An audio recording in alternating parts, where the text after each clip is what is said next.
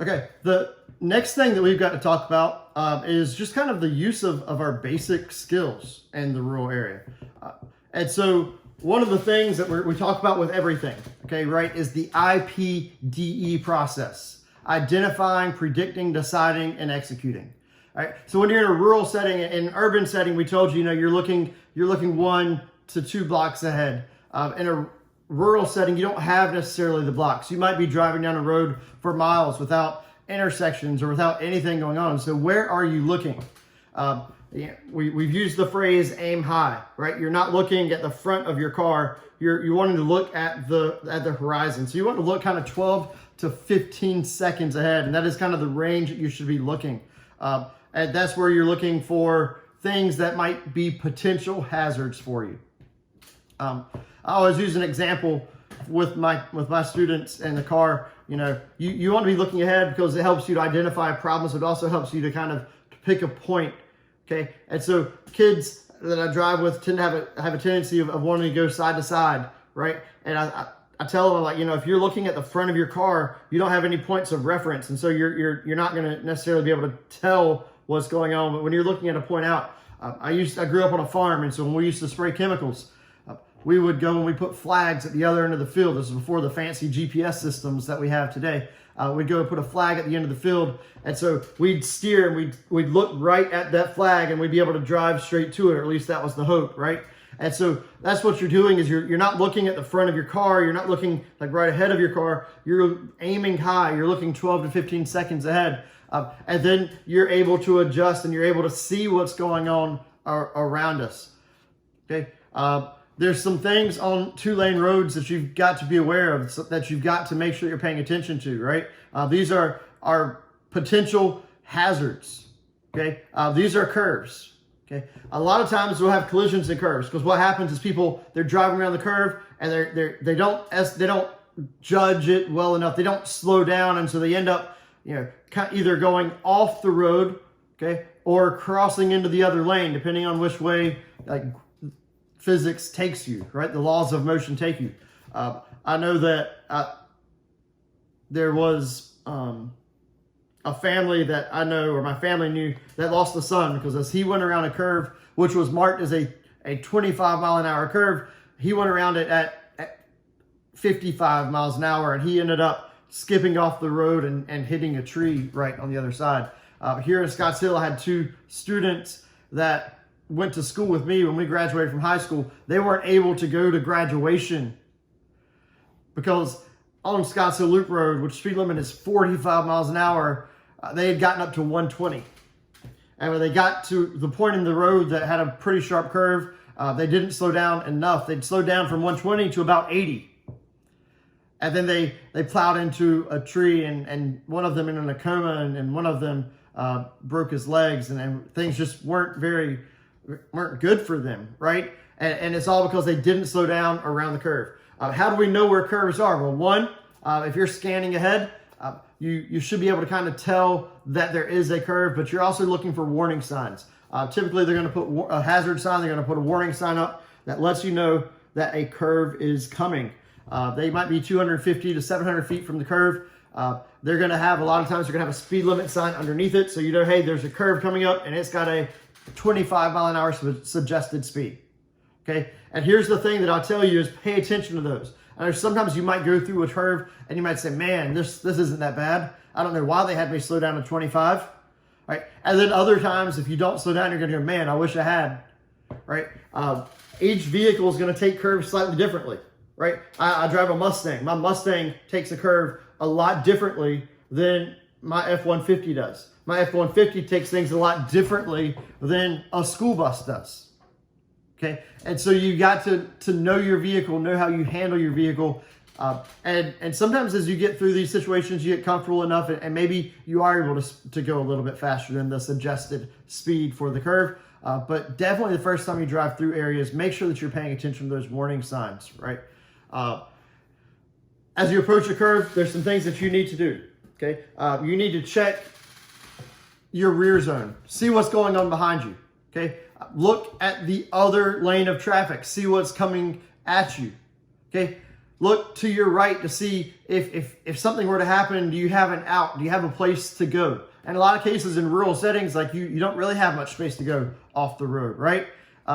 You want to apply a little bit of brake before you get into the curve, okay? And I say before, like that's when you want to begin to slow down. You do not want to hit your brake while you're in the curve, because what could potentially happen is you might lose some of your traction. And if you lose traction, that means that you're not going to be able to control or steer your vehicle. Okay. As you get close to the curve, you've started slowing down, you've started applying brakes, you've started slowing your vehicle down. You look in the direction that the road curves, and you check the path and make sure that you're able to take that curve, right? Another potential hazard or characteristic of a rural road that we have to deal with are hills. Okay, a lot of times city roads are really relatively flat. Okay, depending on the city you're in. I mean, San Francisco is not, but you're driving in really kind of short segments. In the rural setting, you might be driving for a long ways, and you might have a curve mixed with a hill. Okay, and so as you approach these hills, you've got to be aware that sometimes hills aren't marked, but hills do decrease your line of sight. Okay, so as you're approaching a hill, you can't tell what's coming from the other direction, right? So you want to stay kind of to the right of your lane. You don't want to end up running into somebody or having something that's in the road. So kind of stay to the right of your lane. Look for oncoming traffic, okay, and try to find yourself an escape route. Another thing are intersections. Okay, rural intersections are different. Every one you come to might be different. You might have a 4-way stop. You might have a 2-way stop. You might have a 3-way stop. Okay, it's really hard to say what's going on. You might have intersections that don't have stops. Stop signs. You know, it's an uncontrolled intersection. So how do you handle those? What do you do? Okay. And so you've got to always pay attention. As you see an intersection coming up, start looking for what types of control devices exist. Okay. Start looking to see if there's trees or shrubs or crops that might block people's line of sight.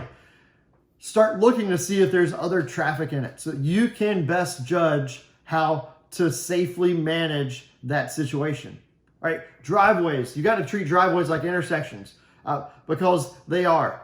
I mean, people are going to be pulling out, and especially if they've got maybe, they might have crops, they might have bushes, that might restrict their line of sight. So you've got to be prepared to stop if somebody is pulling out. You also need to watch out for things that might be on the road. Okay, they might have, because it might be coming from a gravel road to a paved road, they might have drug pavement or gravel out on the road. And so you need to be careful of that. You need to be aware of that. All right. In rural settings, as we follow traffic, what we have to understand and have to pay attention to is that as we drive faster, we need to give ourselves more space. Now that is kind of solved by using the 3-second rule. Right? Because the faster you go, the more distance you travel in time. And so you've got yourself the time that you need by following the 3-second rule.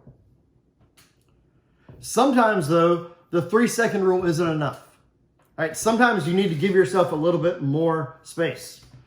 Really, as you travel faster, giving yourself more space is not a bad idea. But especially if you're going through settings like we talked about in the urban section, if you're being tailgated, give yourself some more space in front of you. And that way, if something were to happen, the car in front of you were to suddenly stop, you're able to react a little slower so that the car behind you doesn't plow right into the back of you, right? If you're on a steep downhill slope, as you drive downhill, what's going to happen is gravity is going to begin to work on your car. It's going to start trying to pull you down. It's going to potentially speed you up.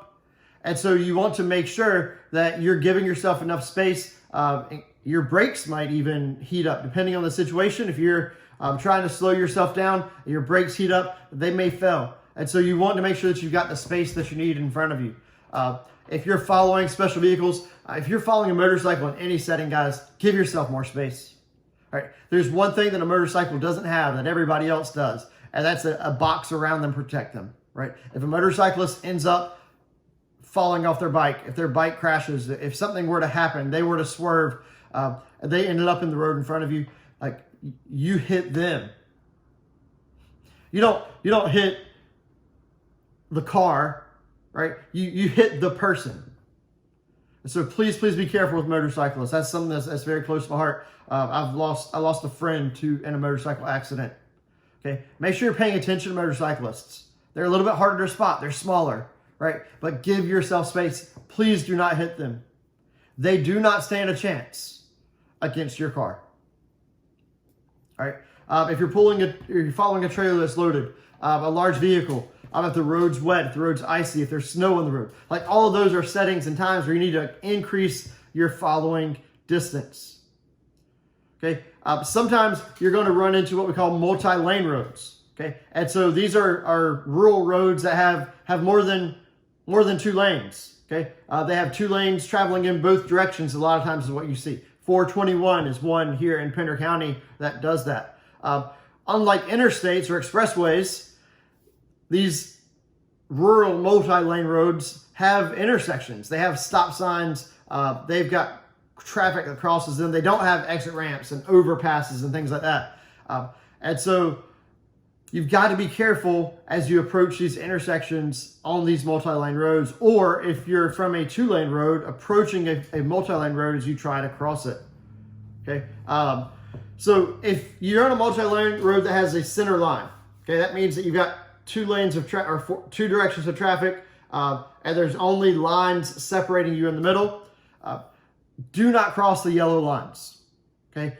A solid yellow line, you do not cross. And I know Mr. English has covered that with you, but please make sure that you do not cross a solid yellow line, okay? Unless you are making a left-hand turn. And so there are times that you're going to be turning into a driveway. You're going to be turning into a business. And so you have your blinker on, you come to a stop, you wait for traffic to clear, and then you proceed quickly across the other lanes of traffic into your business. But you don't just cross it to drive. That's not an extra lane for you to drive on just because you want to, right? A lot of cases we have rural roadways. Divided roadways. That's 421 is a divided roadway, right? It's got 2 lanes of traffic, a median, and 2 more lanes of traffic. Sometimes instead of a median, a grassy area in between the roads, they have like a concrete divider or they have guardrails set up, okay? But regardless, whenever you get to these settings, if you're coming up to them, you need to cross them. Like you need to treat both directions basically as one-way traffic. Okay, and so make sure that it's clear for you to go and proceed. If there's enough space in the middle, you stop between the lanes, you check the other traffic, and proceed again. Okay, if you're making a turn and turning onto it again, you're looking at both lanes of traffic kind of independently from each other, right? And making sure that you check traffic in both directions before you enter, right? Whenever possible, multi-lane roads, you do need to follow and drive in the right-hand lane of traffic. All right. If you're at an intersection, you're on a multi-lane road and you're trying to leave. Okay. If you're turning right, get in the right-hand lane. If you're turning left, get into the left-hand lane. Okay. If there's turn lanes, okay, follow your procedure to get into a lane, to do a lane change, right? Your signal, right? Your blind spot, and slowly transition over, right? The sooner you signal, that lets people know what your plan is, okay?